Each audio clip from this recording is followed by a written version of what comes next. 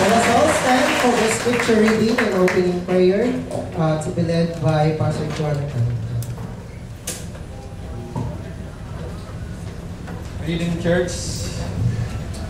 Our passage for tonight, our scripture reading is found in Psalms 136, verse 1 to 5. Ganito po yung ating pagbasa. Ako po yung pagbasa sa unang line, and the congregation will respond on the second line, that His love endures forever. At sa verse 5 po, ay sabay-sabay po tayong lahat na magbabasa. Verse 1, give thanks to the Lord, for He is good. His love endures forever. Give thanks to the God of gods. His love endures forever. Give thanks to the Lord of lords. His love endures forever.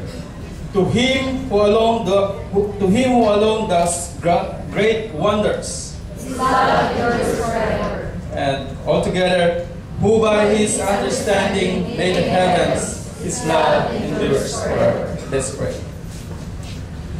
Aming Diyos, aming Ama, salamat po ng marami dahil kayo po'y tunay na mabuti sa aming buhay, Panginoon.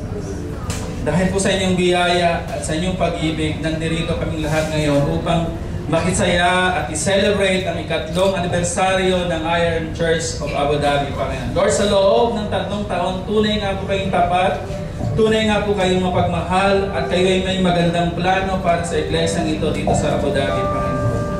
Lord, kami naniniwala na ang iyong pagsama sa kanila, Panginoon, ay mananatili hanggang pa sa susunod na maraming taon, Panginoon. At we declare blessings, Panginoon.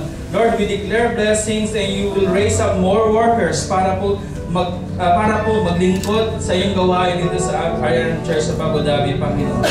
Lord, we pray for the leaders, Panginoon, and we pray for the members, Panginoon. Nawa po yung apoy ng paglilingkod nila sa iyo ay patuloy na mag-alap, Panginoon. And through that, maging channel sila ng blessings, Panginoon, para mag-reach out, Panginoon, ang mga tao pang naliligaw at walang takot sa iyo, Panginoon.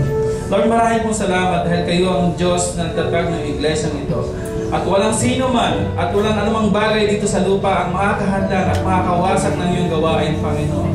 Lord, maraming pong salamat, Panginoon. Pinagkakatiwala pa po namin ang mga darating pang programa sa mga darating naming oras. At nawa po, Panginoon, samahan niyo po kami sa buong galing ito at ma-enjoy namin ang fellowship, Panginoon. Ma-experience namin, Panginoon, ang joy ng makita ang bawat isa, Panginoon. At ma-experience namin ang iyong pagbabago ninyo sa aming mga buhay, Panginoon. Lord, nawa ma-bless ang bawat isa. And in the name of Jesus, ano ang pong gawa ng kaaway na siyang hahadlang, Panginoon, o nagpaplano na sirain ang aming gawain ngayong gabi. In the name of Jesus, winawasak po namin ito sa pangalan ng Panginoong Jesucristo.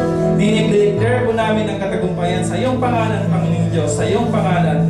Lord, we have one purpose tonight, that is to glorify and to praise your name, O God. Maraming po salamat, Panginoon. Lord, salamat sa kalayaan na aming natanggap mula sa iyo. Salamat po, O Diyos. Pinupuri ka namin at pinapasalamatan sa pangalan ng Panginoong Jesucristo.